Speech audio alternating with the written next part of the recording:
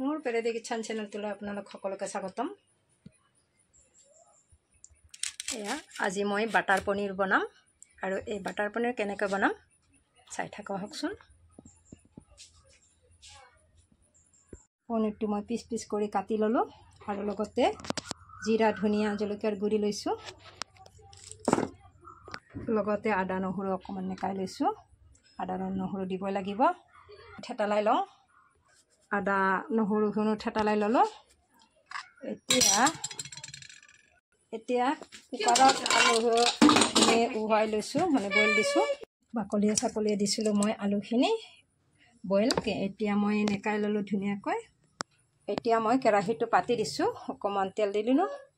এতিয়া গোটেইখিনি মই একেলগতে ৰেডি কৰি ৰাখিলোঁ আৰু কেৰাহীটোত তেল দিছিলোঁ যে মই পনীৰখিনি প্ৰথমতে বেছি সময় মই নাথাকোঁ, অকণ ভাজি ল'ম, বহুত ডাঙৰ নহয়। হৈয়ে গৈছে, এতিয়া উঠাই ল'লোঁ। বেছি কি কৰিব নালাগে আৰু এইখিনি তেলতে মই আলুখিনি দি দিলোঁ।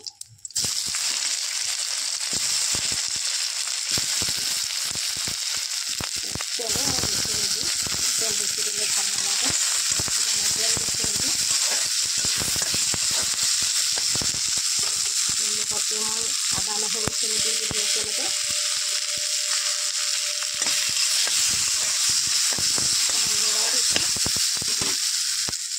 এইখিনি মই ৰাখি থোৱা মছলাখিনি গোটেইখিনি ঢালি দিলোঁ আৰু একেলগতে ৰং গুড়াও দি দিছোঁ আৰু নিমখটো একেলগে দি দিওঁ।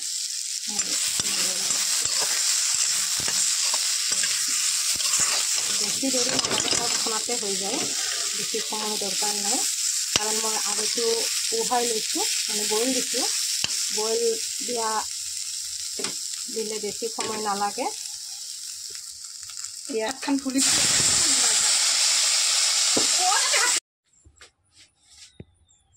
ইয়াতে মই বাটাৰ দি দিলোঁ।